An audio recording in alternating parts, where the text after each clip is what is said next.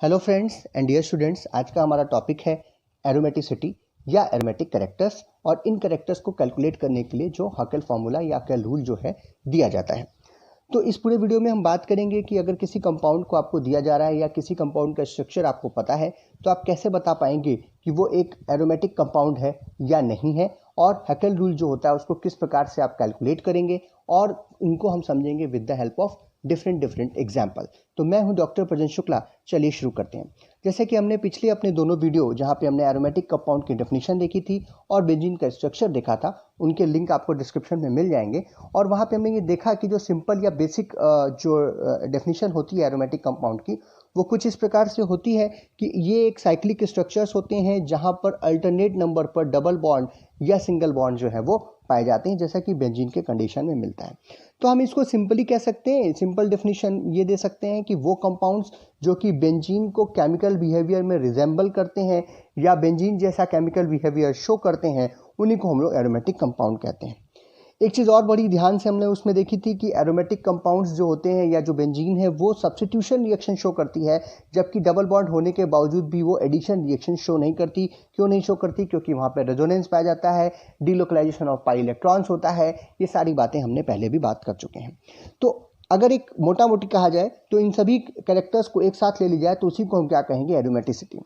या किसी भी कंपाउंड को एरोमेटिक कैसे कहेंगे? अगर हम इसको एक लाइन में और अच्छे से कहने की कोशिश करें तो हम कह सकते हैं कि ये एक प्रॉपर्टी है। एरोमेटिसिटी जो है वो एक प्रॉपर्टी है उन कंपाउंड्स की, उन प्लानर रिंग्स की जहां पर sp2 हाइब्रिडाइजेशन होता है और जिनके ईच एटम के पास एक p ऑर्बिटल जो है वो पाया रहता है। और ये p ऑर्बिटल होने की वजह से सारे के सारे जो कंपाउंड्स में जो p ऑर्बिटल्स के अंदर जो पाई इलेक्ट्रॉन्स हैं वो डीलोकलाइजेशन कर सकते हैं। सिंपल कह सके कि it is a property of sp2 hybridised planar rings जहां पर p orbitals on each atom allows cyclic delocalisation of pi electrons. अब इसी सब चीज़ को, ये सारी चीज़ें अगर बहुत सारी पढ़ने में आपको दिक्कत आ रही है तो आइए हम लोग बेंजीन के स्ट्रक्चर को एक बार फिर से देखते हैं और समझने की कोशिश करते हैं कि एरोमेटिसिटी को हम किस प्रकार से डिफाइन कर सकते हैं। जैसे कि मैंने आपको कहा कि बेंजीन को हम इस प्रकार से लिखें चाहे इस प्रकार से लिखें, ये केकुले साहब का स्ट्रक्चर था और उसको हम लोग समझने के लिए लिखते हैं।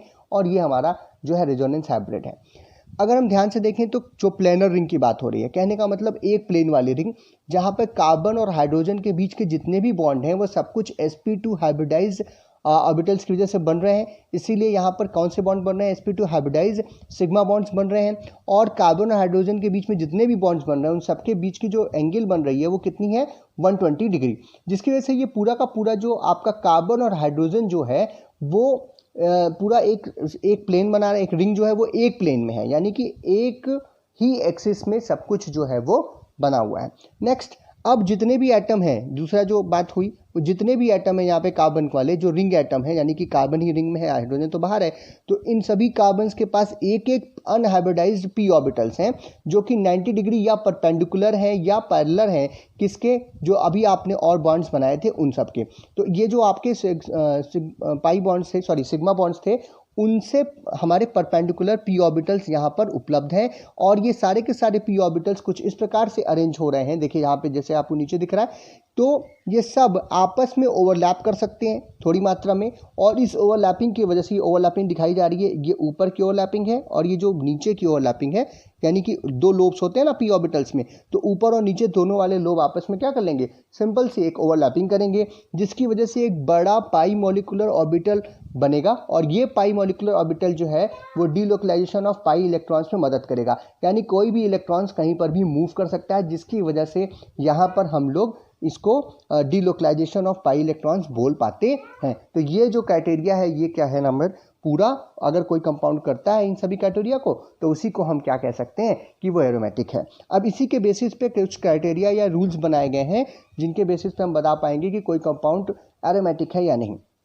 तो जितने भी पॉइंट्स अभी आपने ऊपर बात की, इन सभी पॉइंट्स को ध्यान में रखते हुए 3 स्टेप्स या 3 सेट ऑफ रूल्स जो है वो बनाए गए हैं for the determination of aromaticity. और इन तीनों रूल को अगर कोई कंपाउंड इन तीनों रूल को जब तक नहीं फॉलो करता तब तक आप ये नहीं कह सकते कि वो एरोमेटिक है, यानी तीनों चीज़ों को फॉलो करना ज़रूरी है। अब आप ध्यान से देखिएगा फिर से एक बार चीज़ कि यहाँ पर ये जो है, ये जो आपको ब्लैक कलर से दिखाई दे रहा है, ये एक प्लेन में है, कार्बन और हाइड्रोजन के बीच में यहाँ पे हाइड्रोजन्स भी हैं, वो भी एक प्लेन में है, और ये सारे के सारे कार्बन के बीच में sp2 हाइब्रिडाइजेशन है, और इन सभी कार्बन एटम्स के पास एक एक p ऑर्बिटल है जो कि अनहाइब्रिडाइज्ड है, और इस अनहाइब्रिडाइज्ड ऑर्बिटल की वजह से पाई इलेक्ट्रॉन्स का जो है मूवमेंट यहाँ पर हो रहा था। ठीक है, तो ये सभी रूल को इसमें फॉलो करना पड़ेगा। तो आइए देखते हैं क्या है रूल। रूल पहला है कि एरोमेटिक कंपाउंड को साइक्लिक होना चाहिए, एक साइक्लिक स्ट्रक्चर वहाँ पे होना चाहिए, और वो एक प्लेन में होना चाहिए, जैसा कि भी हमने बेंजीन के केस में देखा। दूसरा रूल क्या है, पहली चीज़ याद रखिएगा, साइक्लिक और प्लेनर, साइक्लिक होना चाहिए और प्लेनर होना चाहिए। रूल नंबर 2, जितने भी एटम है एरोमेटिक रिंग के अंदर, जो रिंग आपने रिंग बनाई है, उस रिंग, जो भी रिंग होगी, उस रिंग के अंदर जितने भी एटम हैं वो उन सब के पास एक एक p ऑर्बिटल होना चाहिए। p ऑर्बिटल परपेंडिकुलर होना चाहिए पहली चीज़ इस प्लेन के, और सारे के सारे p ऑर्बिटल जो होंगे एक दूसरे के क्या होना चाहिए, पैरेलल होना चाहिए, ताकि कंटिन्यूअस ओवरलैपिंग हो सके, और उस कंटिन्यूअस ओवरलैपिंग की वजह से जो पाई इलेक्ट्रॉन्स हैं वो डिलोकलाइज्ड हो सकें। तीसरी चीज़ जो है वो है हकल रूल। तीसरी चीज़ जो है वही जो हकल रूल है, जो एक फॉर्मूला दिया था हकल साहब ने, क्या है कि जितने भी पाई मॉलिक्यूलर, जो साइक्लिक पाई मॉलिक्यूलर ऑर्बिटल्स होते हैं, जो आपका ये बना था पूरा का पूरा, उसके अंदर टोटल मात्रा में जो इलेक्ट्रॉन्स होंगे वो कितने होंगे, 4n+2 4n+2 पाई इलेक्ट्रॉन्स होने चाहिए उस पूरे रिंग के अंदर।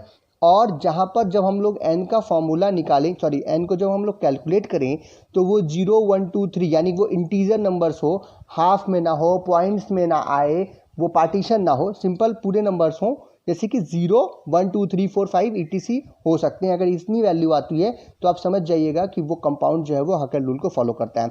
इस हकल रूल को और सिंप्लीफाई करें तो हम कह सकते हैं 4n+2 = total pi electrons in a pi molecular orbital और अ रिंग सिस्टम, जिसको हम x के रूप में लिख सकते हैं। अगर हम इसको कैलकुलेट करेंगे तो कैसे करेंगे, 4n है, 4n = x - 2 एंड n जब ये आप देख रहे हैं 4n, इसको हमने इस तरह लिखा था 4n+2, तो जब हम लोग 4n निकालेंगे तो ये जो 2 है ये इधर चला जाएगा, इधर जाएगा तो ये प्लस है तो माइनस में हो जाएगा, तो x - 2, x क्या है, टोटल नंबर ऑफ इलेक्ट्रॉन्स, तो 4n = x - 2 और n तो 4 क्या हो जाएगा, डिवाइड हो जाएगा इसमें, तो x - 2/4, ये भी एक फॉर्मूला हो सकता है अगर आप लिखना चाहें तो n = x - 2/4 where x is the total number of electron in a pi molecular orbital.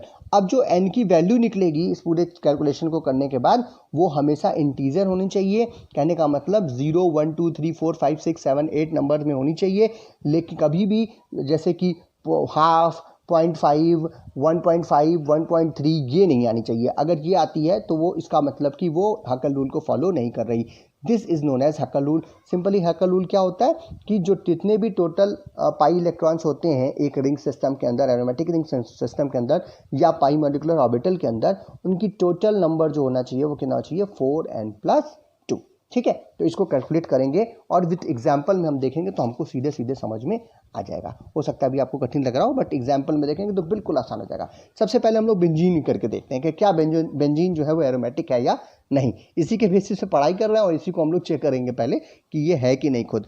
तो सबसे पहली चीज़, जैसा भी हमने इसका स्ट्रक्चर देखा था, उस स्ट्रक्चर में हमने देखा कि ये एक प्लेन में है और sp2 हाइब्रिडाइज जितने भी कार्बन है वो सारे के सारे sp2 हाइब्रिडाइज हैं, इसलिए ये साइक्लिक और प्लेनर कंडीशन में है। दूसरी चीज़, सभी कार्बन के पास जो रिंग सिस्टम है हमारा, उस रिंग एटम जो है वो दैट इज कार्बन, वहाँ पे सभी जगह पे p ऑर्बिटल्स भी हैं। इसका मतलब दूसरा रूल भी जो फॉलो करता है। तीसरी बात है, यहाँ पर क्योंकि 3 डबल बॉन्ड है तो टोटल 6 पाई इलेक्ट्रॉन्स हैं और ईच कार्बन एटम के पास एक p ऑर्बिटल है और उस एक p ऑर्बिटल में एक पाई इलेक्ट्रॉन जो है वो प्रेजेंट है। तो टोटल 6 पाई इलेक्ट्रॉन्स क्यों होंगे, तो क्योंकि यहाँ पे 3 जो है हमें डबल बॉन्ड दिखाई दे रहे हैं। ठीक है, तो अब इसको हकल रूल में रख के भी देख लेते हैं कि 4n+2 = यहाँ पे कितने इलेक्ट्रॉन्स हैं, 6 इलेक्ट्रॉन्स, तो यहाँ पे 6 लिख दिया। 4n = तो ये 2 इधर चला जाएगा, 6 - 2 = 4 आ जाएगा, तो 4n = 4 हो गया इसका मतलब। ठीक है, यहाँ पे तो n = 4/4, ये 4 जब यहाँ पे क्योंकि ये मल्टीप्लाई में है तो यहाँ जाएगा तो डिवाइड हो जाएगा, तो 4/4 = इसको इससे काट देंगे, क्या आएगा आंसर 1 आएगा।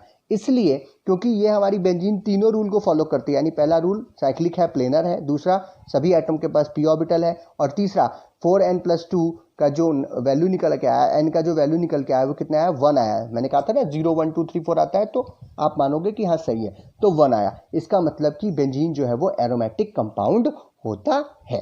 ठीक है, समझ में आ गया। सिंपल मैथमेटिक्स है यार, यहाँ पे तो मैथमेटिक्स लग रही है, इतनी अच्छी मैथमेटिक्स मेरी है नहीं, फिर भी काम भर का हमने कर दिया। दूसरा एक एग्जांपल लेते हैं हम लोग साइक्लोहेप्टाट्राइन का। साइक्लोहेप्टाट्राइन मतलब 7 कार्बन की चेन है जिसमें 3 जो है जगहों पे डबल बॉन्ड है। तो ये पहला रूल तो फॉलो कर रही है कि एक साइक्लिक रिंग दिखाई दे रही है और sp3 और sp2 हाइब्रिडाइजेशन है, इसलिए यहाँ पर प्लेनर रहेगा। लेकिन जो दूसरा रूल है वो फॉलो नहीं कर रहा है। क्यों? क्योंकि यहाँ पे देखिए ये जो कार्बन एटम है, इस कार्बन एटम पे sp2 हाइब्रिडाइजेशन ना होकर के sp3 हाइब्रिडाइजेशन है। यहाँ पे 2 हाइड्रोजन है और यहाँ पे कोई भी डबल बॉन्ड यहाँ पर आपको बनता हुआ दिखाई नहीं दे रहा, जिसकी वजह से यहाँ पर p ऑर्बिटल जो है वो प्रेजेंट नहीं है। sp3 हाइब्रिडाइजेशन होने की वजह से जो p ऑर्बिटल था वो भी हाइब्रिडाइजेशन में चला गया, अनहाइब्रिडाइज्ड p ऑर्बिटल यहाँ पर प्रेजेंट नहीं है, जबकि यह दूसरा रूल फॉलो नहीं कर रहा। या हो सकता है तीसरा रूल फॉलो कर रहा हो, लेकिन दूसरा रूल फॉलो नहीं कर रहा है। यहाँ पर इस कार्बन एटम के पास p ऑर्बिटल नहीं है, इस वजह से ये एक एरोमेटिक रिंग नहीं है या एरोमेटिक कंपाउंड नहीं है साइक्लोहेप्टाट्राइन। आइए तीसरा एग्जांपल लेते हैं नैप्थलीन का। नैप्थलीन जो है वो भी जो है हम लोगों के लिए बहुत काम की चीज़ है। तो अब देखिए ध्यान से, तो इसका स्ट्रक्चर भी सिंपल साइक्लिक स्ट्रक्चर है। इट इज़ ऑल्सो प्लेनर, क्योंकि सभी कार्बन जो है वो sp2 हाइब्रिडाइजेशन के अंतर्गत आ रहे हैं। जब आप इसका हाइब्रिडाइजेशन निकालोगे तो हाइब्रिडेशन कैसे निकालते हैं यार? हाइब्रिडेशन इस प्रकार से निकालते हैं, जो भी कार्बन आप लेना, जितने भी कार्बन है, यहाँ पे सब जगह हाइड्रोजन भी है, तो एक कार्बन कितने बॉन्ड बना रहा है उसको आप सिंपल गिन लीजिए। 1 2 3 बना रहा है ना, तो इसको आप गिनते हैं spp। मैंने sp sp2 sp3 हाइब्रिडाइजेशन पहले भी पढ़ा रखा है, उसके वीडियोज आपको मिल जाएंगे आपको मेरे पूरे चैनल पे। लेकिन यहाँ पे आप देखो कि 1 2 3 हम लोग इसको सिंपली गिन सकते हैं, 1 2 3, यानी spp sp2 हाइब्रिडाइज तो हर जगह पे है, तो इसलिए it is a cyclic and planar structure. दूसरी चीज़, हर कार्बन के पास यहाँ पर भी क्या है, एक p ऑर्बिटल है जो कि परपेंडिकुलर है from the plane of the ring, और एक दूसरे के क्या है, पैरेलल हैं, तो दोनों रूल को फॉलो कर रहा है। तीसरा, यहाँ पे टोटल 5 जो है डबल बॉन्ड्स हैं, तो टोटल 10 पाई इलेक्ट्रॉन्स होंगे। यानी देखो एक डबल बॉन्ड बनाने में 2 पाई इलेक्ट्रॉन्स जो है वो बनते हैं, एक इस कार्बन का और एक इस कार्बन का, इसका एक p ऑर्बिटल एक इसका p ऑर्बिटल। दोनों p ऑर्बिटल्स आपस में जब क्या नाम है ओवरलैप करेंगे तभी जा करके ना डबल बॉन्ड बनेगा। और ये डबल बॉन्ड जो बन रहा है या पाई बॉन्ड जो बन रहा है उसमें एक इलेक्ट्रॉन इसका एक इलेक्ट्रॉन इसका, इसीलिए हम लोग लिख रहे हैं कि 5 डबल बॉन्ड है, तो टोटल कितने पाई इलेक्ट्रॉन्स होंगे, 10 पाई इलेक्ट्रॉन्स होंगे। ठीक है, अब इसको हकलूल में रख लीजिए। 4n+2 = 10, तो 4n = 10 - 2, या 2 इधर चला गया, माइनस हो गया। 8n = 8/4 = 2। 2 भी क्या है, इंटीजर है, इसलिए जो है हमारा नैप्थलीन तीनों रूल को फॉलो करता है। इट इज़, इसलिए ये क्या है, एक एरोमेटिक कैरेक्टर शो करेगा या एक एरोमेटिक कंपाउंड के रूप में पाया जाता है। तो ये तो बात हो गई, अभी तक हमने होमो एटम्स के साथ जो रिंग्स थी वो देखी। अगर हम लोग हेट्रोसाइक्लिक रिंग्स की बात करें, जैसे कि पायरॉल है, पायरिडीन है, ये नाइट्रोजन कंटेनिंग रिंग्स हैं, इनके बारे में बात करें तो ये दोनों भी प्लेनर स्ट्रक्चर में होती हैं। इन दोनों का स्ट्रक्चर कैसा होता है, क्या इनकी सिंथेसिस होती है, इसके ऊपर मैंने वीडियो पहले भी डाल रखा है पायरॉल और पायरिडीन का, लेकिन फिर भी आज आपको बता दूं कि ये दोनों जो है वो साइक्लिक है, साइक्लिक स्ट्रक्चर दिखाई दे रहा है, प्लेनर है। इससे मतलब नहीं है कि रिंग का एटम कौन सा है, इससे मतलब है कि रिंग का एटम हमारे रूल्स को फॉलो कर रहा है कि नहीं। यहाँ पे कार्बन की जगह पर क्या आ रहा है, नाइट्रोजन है, ठीक है। लेकिन सभी जितने भी एटम्स हैं, चाहे नाइट्रोजन हो और जितने भी कार्बन हैं, उन सबके पास p ऑर्बिटल्स हैं, यानी दोनों रूल फॉलो कर रहा है। तीसरी चीज़, पायरॉल के पास टोटल 6 इलेक्ट्रॉन्स हैं। देखिए 1 2 3 4 इलेक्ट्रॉन यहाँ पर, और नाइट्रोजन के पास 2 अनयूज्ड पाई इलेक्ट्रॉन्स हैं जो कि p ऑर्बिटल्स के अंतर्गत प्रेजेंट हैं, ठीक है। तो यहाँ पर टोटल कितने इलेक्ट्रॉन्स हो गए, 6 इलेक्ट्रॉन्स हो गए। उसी तरीके से पायरिडीन के अंदर ये जो इलेक्ट्रॉन्स हैं ये तो रिंग के बाहर है, और जो है नाइट्रोजन और सभी 5 जो कार्बन हैं उन सबके पास p ऑर्बिटल्स हैं, और यहाँ पे 3 डबल बॉन्ड बन रहा है। 3 डबल बॉन्ड बनने की वजह से यहाँ पे कितने टोटल इलेक्ट्रॉन्स होंगे, 6, ठीक है। यहाँ पे 6 पाई इलेक्ट्रॉन्स हैं, यहाँ पे 2 डबल बॉन्ड्स हैं, तो 4 इसके आ गए और 2 इस नाइट्रोजन के ऊपर थे, तो 6 यहाँ पे हो गए। तो 6 पाई इलेक्ट्रॉन्स यहाँ पे हैं, और पायरिडीन में कितने हैं, 6 यहाँ पर भी हैं। तो दोनों जगहों पे हकल रूल अगर आप फॉलो करोगे तो n की वैल्यू कितनी आएगी, 1 आएगी, जैसा कि बेंजीन के केस में आया था। इसलिए पायरोल और पायरिडीन दोनों जो है वो एरोमेटिक कैरेक्टर्स शो करते हैं या एरोमेटिक कंपाउंड्स हैं। एक चीज़ याद रखिएगा कि जो नाइट्रोजन होता है ना उसके पास अनयूज पेयर ऑफ इलेक्ट्रॉन्स होते हैं, लेकिन in the case of pyrrole वो p ऑर्बिटल्स के अंदर है और वो p ऑर्बिटल रिंग सिस्टम के अंदर हो रही है, और sp2 हाइब्रिडाइजेशन जो है वो नाइट्रोजन शो कर रहा है किसके साथ, हाइड्रोजन के साथ। But in the case of pyridine जो p ऑर्बिटल है उसके पास एक इलेक्ट्रॉन है जैसा कि कार्बन के पास था, और जो दो अनयूज इलेक्ट्रॉन्स हैं वो sp2 या फुली फिल्ड sp2 ऑर्बिटल्स के अंतर्गत पाए जाते हैं।